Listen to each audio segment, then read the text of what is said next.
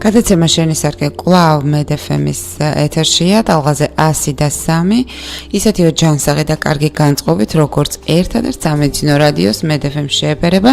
დღეს შევარჩიეთ თემა, რომელიც ყველაზე ხშირად გაზაფხულის დადგომისას ხდება აქტუალური, ანუ თემა მათთვის, ვინც ცოტა არ იყოს ზედმეტი კილოგრამები დააგროვა ზამთარში და რა თქმა უნდა, ვისაც ეს პრობლემა ზოგადად აწუხებს ცხოვრებაში.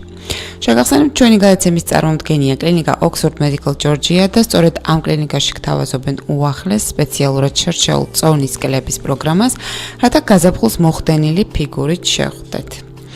ზედმეტ წონას სამბრძოლის უამრავი აპრობირებული დიეტა თუ მეთოდი არსებობს და ამიტომაც მათთვის, ვისაც გახდომა სურს, საკმაოდ რთულია არჩევანის გაკეთება.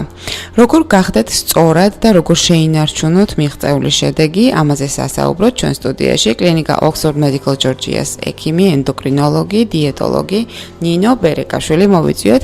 მოგესალმებით ქალბატონო ნინო. მოგესალმებით. და სანამ უშუალოდ მეთოდებს შევეხებით, ზოგადად ვისაუბროთ ამ მსოფლიო პრობლემაზე, როგორც არის ზედმეტი წონა. ქალბატონო ნინო, გარდა გენეტიკური წინასწარმეტყობისა, კიდევ რა ფაქტორები იწვევს აი ამ პრობლემას, სიმსუქნის პრობლემა, რასაც ქვია? თემა ნამდვილად აქტუალურია. ვფიქრობ, ჩვენი მსმენელისათვის ერთ-ერთი მნიშვნელოვანი და საინტერესო გადაცემა იქნება დღეს. მოდით უშუალოდ სანამ მიზეზებზე გადავიდოდეთ, ვისაუბროთ თუ რა არის სიმსუქნე. სიმსუქნე ქრონიკული სისტემური დაავადებაა, რომელსაც თან ახლავს ორგანიზმში ჭარბი ცხიმის დაგროვება. თქვენ სწორად ბრძანეთ, ერთ-ერთი მნიშვნელოვანი მიზეზი გახლავთ გენეტიკური წინასწარმეტყობა. თითქმის დაახლოებით 30-დან 70%-მდე მას დიდი მნიშვნელობა ენიჭება სიმსუქნის განვითარების მექანიზმში. თუმცა აქვე მნიშვნელოვანია ალიმენტური, იგივე არასწორი კვებითი რეჟიმი, ანუ კვებითი ფაქტორი, შემდგომ მოდის ჰიპოდინამია, არასაკმარისი ფიზიკური აქტივობა და ენდოკრინული შინაგანი ჰორმონალური დისბალანსით გამოწვეული პათოლოგია. ფაქტია, ჩვენ გვაქვს სახეზე ორი ჯგუფი რისკ ფაქტორების. ეს არის მოდიფიცირებადი, ანუ მიზეზები, რომელთა შეცვლა ჩვენ შეგვიძლია და ასეთია კვებითი რეჟიმის შეცვლა, ფიზიკური აქტივობის შეცვლა, ხოლო გენეტიკურ წინასწარმეტყობას ჩვენ ვერ შევცვლით, ამ აზრს უნდა შევეგუოთ, თუმცა გამოუვალი მდგომარეობა არ არსებობს და ჩვენ სწორედ ამისთვის ვართ ექიმები, დიეტოლოგები, რათა ასეთი პრობლემის მქონე პაციენტი დავაყენოთ სწორ გზაზე და მივცეთ მას შესაბამისი დანიშნულება, მკურნალობა და თუ როგორ ამას უფრო დაწვრილებით ვისაუბრებთ, მანამ მე მინდა გითხრათ იმ მნიშვნელოვანი გართულებების შესახებ, თუ რატომ უნდა მივმართოთ ექიმს და ასე რომ ვთქვათ, გადავწყვიტოთ ამ პრობლემის დროულად მოგვარება. თქვენ სტატისტიკას შეეხეთ, სამწუხაროდ საქართველოში სტატისტიკური მონაცემები არამხოლოდ ჩვენი მიმართულებით, ზოგადად ყველა სისტემის მხრივ საკმაოდ რთულია შევაგროვოთ, მაგრამ ჩვენი პირადი გამოცდილებით, კლინიკური გამოცდილებით შემიძლია გითხრათ, საქართველო არ ჩამორჩება ზოგადად მსოფლიო მონაცემებს და დღეს საერთაშორისო მონაცემებით გვაქვს ესეთი მდგომარეობა. ყოველი მესამე ზრდასრული, ხოლო ყოველი მეექვსე ბავშვი დღეს გახლავთ ჭარბი წონის მქონე. ვფიქრობ, აქ კიდევ უფრო დაწვრილებით ციფრებზე ვისაუბროთ, ეს უკვე საკმარისია დავანახოთ ჩვენს მსმენელს პრობლემის აქტუალობა. შესაბამისად, თუკი კორექცია და ამ საკითხის უფრო დეტალურად შესწავლა მოხდება ადრეული ასაკიდან, ჩვენ უკვე აღარ მივიღებთ იმ გართულებებს, რასაც გვაძლევს სიმსუქნე ყველა ორგანოთა სისტემების მხრივ.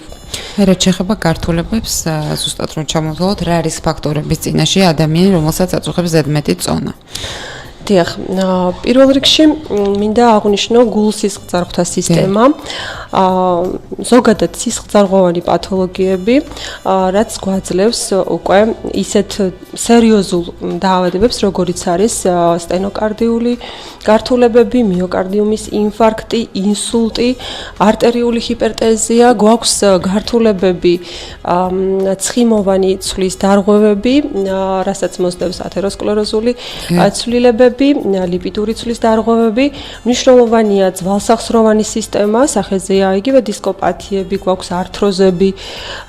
თითქმის არ არსებობს ორგანოთა სისტემა, სადაც სიმსუქნე არ გვაძლევს დარღვევას, თუმცა ხაზი მინდა გაუსვა განსაკუთრებით ენდოკრინულ დარღვევებს, ანუ შაქრიანი დიაბეტი ტიპი 2, ეს გახლავთ ტიპობრიობის ის მაჩვენებელი, რომელიც ვითარდება სწორედ სიმსუქნის მიზეზის შედეგად. ანუ ჯერ პირველ ეტაპზე გვაქვს ნახშირწყლოვანი დარღვევა, რაც ვლინდება ინსულინისადმი რეზისტენტობით, რასაც თანსდევს უკვე დარღვევები რეპროდუქციული სისტემის მხრივ, როგორც მამაკაცებში, ასევე ქალბატონებში და ხშირად ამ პრობლემას უკვე მივყავართ უნაყოფობამდე. განსაკუთრებით მინდა შევეხო ქალბატონებისათვის ერთ-ერთ მნიშვნელოვან თემას ჭარბთმიანობას, დღეს ამ მიმართულებით ბუმია მოგეხსენებათ, მკურნალობის, იგივე ლაზერული ეპილაციის სხვადასხვა სახეობებია და ეს დარგი ვითარდება. თუმცა მინდა ხაზი გაუსვა პრობლემის კიდევ უფრო, როგორ გითხრათ, მნიშვნელოვან ნაწილს. თუ კი არ მოხდება შინაგანად პრობლემის მოგვარება, რატომ არსებობს ეს პრობლემა, გამოკვლევა? აი თუ კი დავაკვირდებით ჭარბწონიან პაციენტებს, მათ ძალიან ხშირად აქვთ გათმოვანების პრობლემა, ანუ თმიანობა საკმაოდ კარგად არის გამოსახული. ანუ რეალურად გვაქვს მანკიერი წრე. სიმსუქნე, რომელიც თავის მხრივ გვაძლევს ნახშირწყლოვან დარღვევებს, ეს გამოხატულია ინსულინისადმი რეზისტენტობით, ჰიპერინსულინემია, რაც თავის მხრივ იწვევს უკვე საკვერცხეების მხრივ პოლიკისტოზის დაუშვათ გართულება გვაქვს. ეს თავის მხრივ იწვევს მამაკაცის სასქესო ჰორმონების ჰიპერპროდუცირებას, ანდროგენების დონე იმატებს სისხლში, რასაც პლუს მივყავართ როგორც ესე იგი ჭარბთმიანობამდე, ასევე ზოგადად ანოვულაცია, ანუ ციკლის დარღვევები ვითარდება. ანუ შეიკრა მანკიერი წრე, რომლის პირველადი რგოლი ამ შემთხვევაში არის ჭარბი წონა. ხშირად პაციენტი, ასეთი ტიპის პაციენტი მიმართავს დაწესებულებებს, გინეკოლოგს დაუშვათ, მკურნალობენ სხვადასხვა მიმართულებით, ჭარბთმიანობის თვალსაზრისით უკვე გითხარით ეპილაციის სხვადასხვა სახეობებს, რომელიც დაუსრულებლად წლიდან წლამდე გრძელდება, ხო? თუმცა ამ დროს ძალიან მარტივად დგას საკითხი. ჩვენ გვჭირდება ვნახოთ, რა ხდება ორგანიზმის შიგნით. არის თუ არა ენდოკრინული, ანუ შინაგანი ჰორმონალური დარღვევები. და ამის საშუალება ჩვენს კლინიკას აქვს და დღეს 21 საუკუნეში ჰორმონალური კვლევების ჩატარება დიდ სირთულეს არ წარმოადგენს. უბრალოდ სასურველია მოხდეს დიეტოლოგთან, ენდოკრინოლოგთან ერთად, როგორც შინაგანი მიზეზების გამოვლენა, ანუ ერთ-ერთთან პაციენტთან ჩვენ ვახდენთ, ასე რომ ვთქვათ, ყველა აი ამ ჩივილებიდან გამომდინარე გადაწყვეტილების მიღებას, თუ რომელი კონკრეტული ჰორმონალური კვლევა ესაჭიროება. ან შეიძლება საერთოდაც არ ჭირდებოდეს დაუშვათ პაციენტს და პირველი ეტაპი იყოს მისთვის სპეციალურად შედგენილი კვებითი რეჟიმის, ასე რომ ვთქვათ, შედგენა და უკვე დაგეგმარება წონაში კლების ინტენსივობის. აი ეს მინდოდა მეთქვა, ანუ კიდევ ერთხელ მინდა ხაზი გაუსვა, მხოლოდ ზეპირად აი ესე აღებული დიეტები, რომელიც დღეს დამეთანხმებით მრავლად არის, თუნდაც ინტერნეტ სივრცეში არ არის სწორი მიდგომა პრობლემის მოგვარებისთვის. და თქვენს პრაქტიკაში რამდენად ხშირია მომართვა? ანუ მაინტერესებს აი მოსახლეობა რამდენად მიმართავს ექიმს ამ მხრივ? იმიტომ რომ ძირითადად ჩემს გარშემო ყველა თვითონ იცავს დიეტას. გეთანხმებით. და რა ასაკის ადამიანები მოგმართავენ, ესეც საინტერესოა ალბათ. ძირითადად უფრო ხშირად. მინდა ხაზი გაუსვა ერთ საკითხს. ბოლო პერიოდში ტენდენცია აგახლავთ ესეთი, რომ თინეიჯერები მოგმართავენ, რამდენადაც გასაკვირი არ უნდა იყოს, რადგან მათ აქვთ წვდომა ინტერნეტ სივრცესთან, სხვადასხვა ფორუმებით ისინი არაერთ გზის დიეტებს იცავენ, თუმცა როგორც კი შედეგი აღარ დგება, შემდეგ უკვე მოგმართავენ ჩვენ. და შესაბამისად ეს არის გონივრული გზა. ძალიან მარტივია, ანუ ყველა ინფორმაცია, რომელიც სამწუხაროდ არის ინტერნეტ სივრცეში, არ არის სარწმუნო. და სწორედ ამისთვის არსებობს პროფესიონალი, რათა პაციენტს უფრო დეტალურად აუხსნას რა არის მაღალსარწმუნო ინფორმაცია და რა არა. და ხშირად მიმართავენ მონოკომპონენტურ დიეტებს. აქვე მინდა ხაზი გაუსვა ამ საკითხს, ანუ მხოლოდ ერთი პროდუქტის არჩევითობა ხდება, დაუშვათ მხოლოდ წვენი ან მხოლოდ კონკრეტული ცილოვანი პროდუქტი და ეს გრძელდება რაღაც გარკვეული ვადით.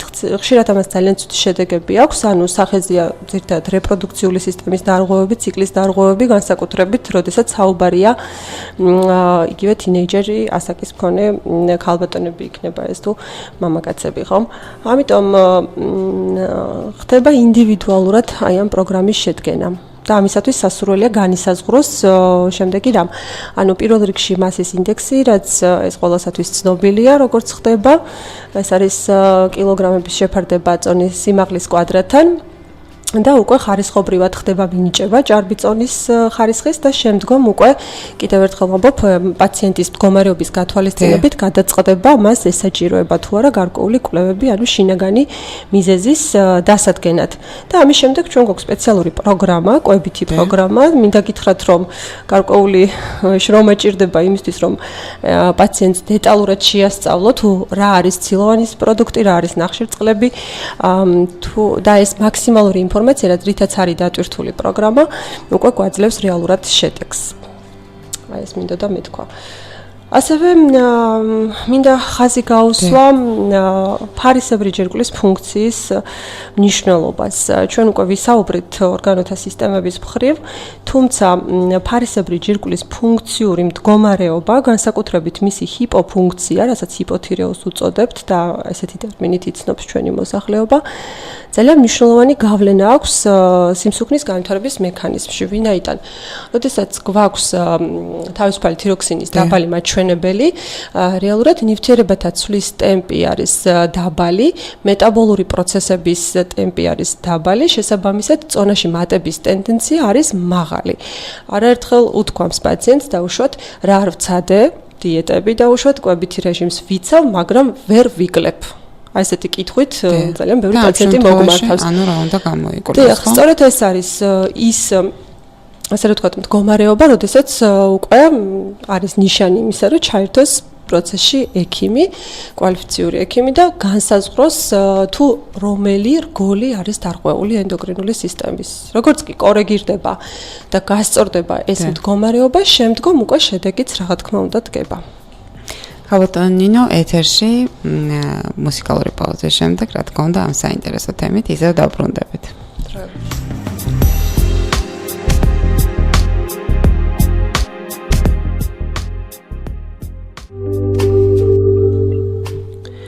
ბრუნდებით ტალღაზე 103, გადაცემით შენი სარკე და შეგახსენებთ ჩვენი გადაცემის სტუმარია, ენდოკრინოლოგი, დიეტოლოგი ნინო ბერეკაშვილი. ქალბატონ ნინო, როდესაც საქმე გვაქვს, ვთქვათ, აი უშუალოდ დაავადებასთან, უკვე კონკრეტულ დაავადებასთან, ვთქვათ, შაქრიან დიაბეტთან და საჭიროა წონის დარეგულირება. ამ შემთხვევაში რა ხდება? საინტერესო კითხვა. მოგახსენებთ შაქრიანი დიაბეტი ტიპი 2, როგორც უკვე ჩვენ ვისაუბრეთ წინა ბლოგში, ეს გახლავთ შეძენილი ტიპი დიაბეტის, რომელიც ვითარდება სიმსუქნის შედეგად. შესაბამისად, თუ კი შევადგენთ რაციონალურ კვებით რეჟიმს და აქაც ამ შემთხვევაში გვექნება მოდიფიკაცია კვებითი ფაქტორების მკაცრად, რა თქმა უნდა, უმჯობესდება მთელი რიგი ანალიზების პასუხები, მათ შორის მინდა გამოყო გლიკემიური პროფილი და ასეთი არაერთი შემთხვევა მქონია ჩვენს ყოველდღიურ პრაქტიკაში, როდესაც პაციენტი იცავს კვებით რეჟიმს, ჩვენ უკვე რადიკალურად შეცვლილ ლაბორატორიულ კვლევებს ვუყურებთ, რადგანაც პირდაპირ არის დამოკიდებული შაქრიანი დიაბეტი ტიპი 2-ის შემთხვევაში კვებითი რეჟიმის მოწესრიგება ზოგად მდგომარეობაზე. შესაბამისად, მხოლოდ ანტიდიაბეტური პრეპარატებით მკურნალობა გამოსავალი არ არის. ჩვენ პირველი ვიზიტი ყოველთვის ხანგრძლივი გვაქვს ხოლმე, როდესაც საქმე ეხება დიაბეტიან პაციენტს თითქმის 80% დიაბეტის სამომავლო პერსპექტივის ამისი განვითარების და დამოკიდებული არის კვებით რეჟიმზე. შესაბამისად, ძალიან დიდი მნიშვნელობა აქვს თუ რა დონეზე გასცემს ენდოკრინოლოგი, დიეტოლოგი ინფორმაციას, თუ რა დონეზე აუხსნის დიაბეტიან პაციენტს ამ საჭირო ინფორმაციას. როგორც უკვე ვამბობ, კიდევ ერთხელ ვიმეორებ, 80% თითქმის დამოკიდებული არის კვებითი რეჟიმის მოწესრიგებაზე.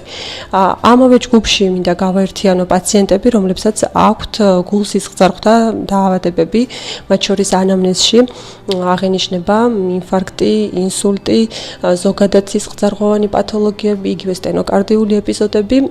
ასეთი პაციენტებიც გახლავთ მაღალი რისკის ჯგუფში, შესაბამისად მათთვის პირველი ეტაპი გარდა პრეპარატებისა, შესაბამისი სპეციალისტი, როდესაც დაუნიშნავს კარდიოლოგი, აუცილებელია გაიაროს კონსულტაცია ექიმ დიეტოლოგთან და მოხდეს სრულად ამ ინფორმაციის მიღება.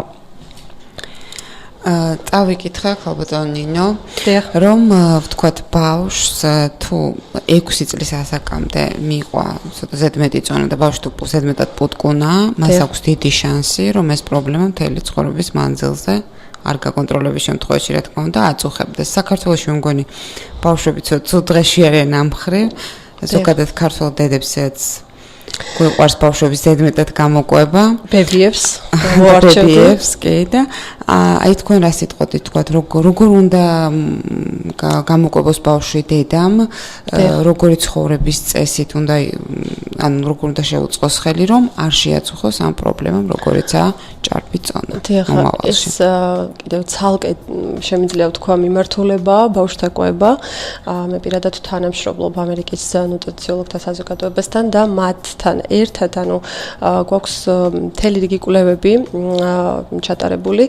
მინდა გითხრათ, რომ ამერიკა გახლავთ ქვეყანა, სადაც ეს პრობლემა ყველაზე მწვავედ დგას და მივიდა უკვე იმ კონდიციამდე, მდგომარეობამდე საქმე, რომ პირველ რიგში დაიწყოს ჩარევა უკვე ბაღის და სასკოლო პერიოდიდან. ჩვენ გვქონდა მცდელობა, ასე რომ ვთქვათ, გავსულიყავით თბილისის საჯარო და კერძო სკოლებში და ჩაგვეტარებინა საგანმანათლებლო გაკვეთილები.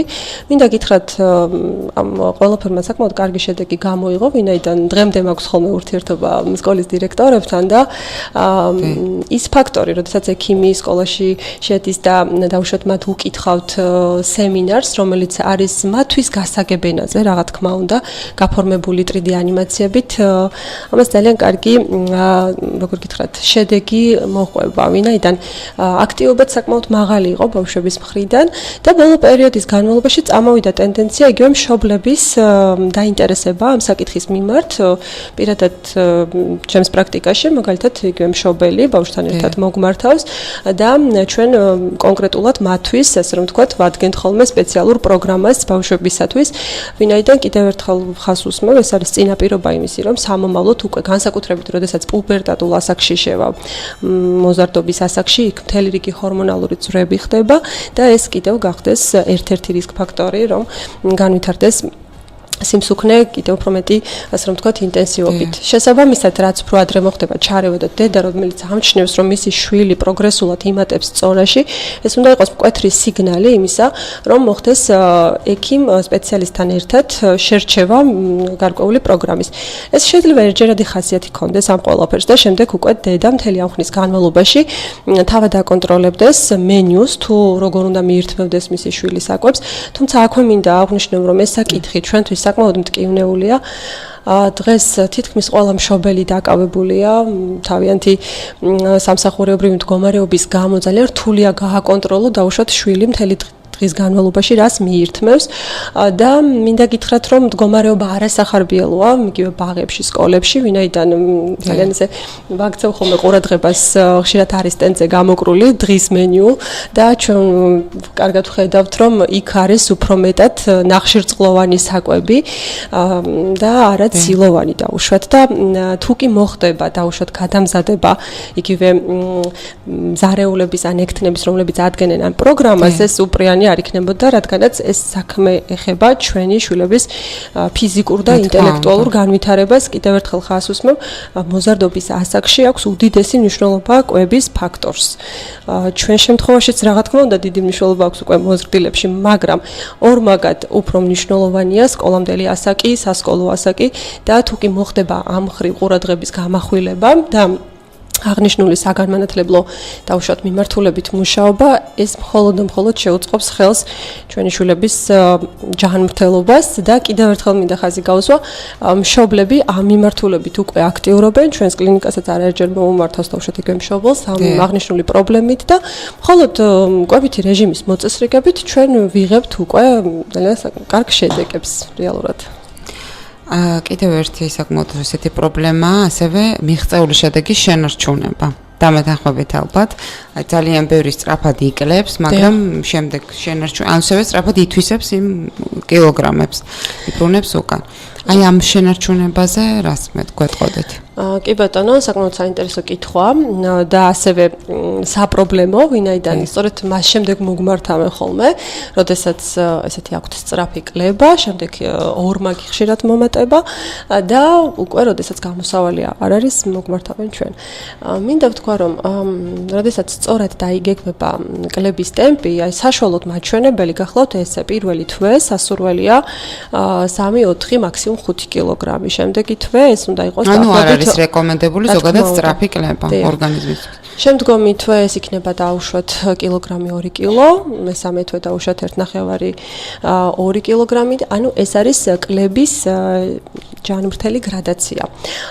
და როდესაც ხდება კლება აღნიშნული ტემპით, შესაბამისად მეტაბოლური პროცესები იცვლება. ანუ საუბარი არ არის მხოლოდ გარედან მიღებულ საკვებზე. ჩვენ რეალურად ვცვლით ნივთიერებათა ცვლის ტემპს და მით უფრო თუ კი ჩვენ მოვაწესრიგებთ გარკვეული მედიკამენტური ჩარევით და თუ კი იქ ჰორმონალური დარღვევები იყო და ჩვენ დავნიშნეთ შესაბამისი მედიკამენტებით მკურნალობა, რეალურად ჩვენ შევცვალეთ შინაგანი მდგომარეობა, ანუ ჰორმონალური დარღვევები გამოწესრიგდა შინაგანად, ესე იგი ნივთიერებათა ცვლის ტემპი დაუბრუნდა ნორმალურ მდგომარეობას, პლუს გარედან აღნიშნული კვებითი რეჟიმის შერჩევა და თუ კი პაციენტი აქვე ფიზიკური აქტივობითაც დაკავდება, უკვე როგორც წესი გვაძლევს სასურველ შედეგს. როგორც ექიმს, ასევე პაციენტს. და ქალბატონო ნინო, აი რაც შეეხება პრევენციას და პროფილაქტიკას, ამაზე რას გვეტყოდით, როგორ მოზრდილმა ადამიანმა, როგორ უნდა იცხოვროს, როგორი ცხოვრების წესით და რას ნიშნავს სწორი კვება? რომ არ აღმოჩნდეს ამ პრობლემის წინაშე. დიახ, საკმაოდ ფართო მცნება. დღეს არა მხოლოდ ენდოკრინოლოგები, რეალურად ყველა პროფილის როგორ საკვებს უნდა ვერიდოთ ან. ეს იქნება გადაცემა თუ სატელევიზიო შოუ, ვასრულებთ აღნიშნული ფრაზით ჯანსაღი კვება, ფიზიკური აქტივობა. თუმცა ეს არ არის მხოლოდ სიტყვები, რეალურად ყველა დაავადების საწყისი არის არასწორი კვებითი რეჟიმი. მესმის ძალიან რთულია დღევანდელ ცხოვრებაში იკვებოს სწორად, როდესაც გვაქვს ცხოვრების მაღალი ტემპი, შეიცვალა ზოგადად ცხოვრების ტემპი და ძალიან რთულია მხოლოდ კვებაზე იყო გადართული. თუმცა თუ კი ერთჯერადად მოვახერხებთ და გავაანალიზებთ იგივე ამ პროგრამის მეშვეობით და შევძლებთ რაღაც გარკვეული საათების გამოყოფა, ეს იგივე კონტეინერის შეყვარება უნდა ვისწავლოთ, ვინაიდან ძალიან მნიშვნელოვანია გარკვეულწილად რაღაც საათებრივი რეჟიმს უდიდესი მნიშვნელობა აქვს წონის კლებაში, მაგრამ თუ კი ჩვენ შევძლებთ და დაუშვათ შევადგენთ სპეციალურ მენიუს, შემდეგ შევძლებთ ამ კონტეინერით იგივე სამსახურში, ხო? მის გამოყენებას ამას ექნება რეალური შედეგი.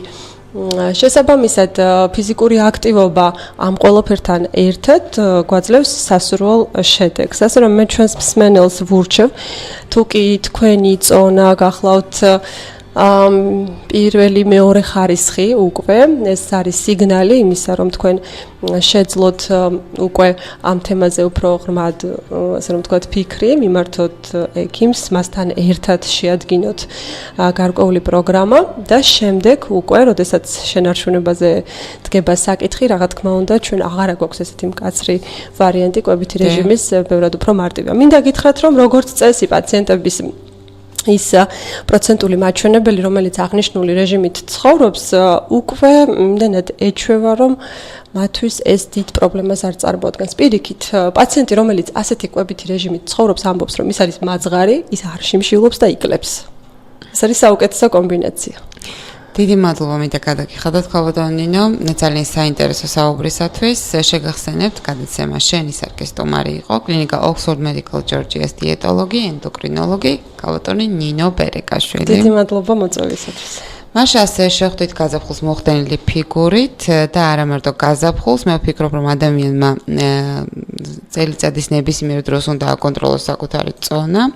ჩვენ კი ერთმანეთს შემდეგ 4 შაბათს ტრადიციულად კიდევ უფრო გაჯანსაღებულები, გალამაზებულები და კიდევ უფრო კარგი განწყობით შევხვდებით. კარგად, მომავალ 4 შაბათამდე.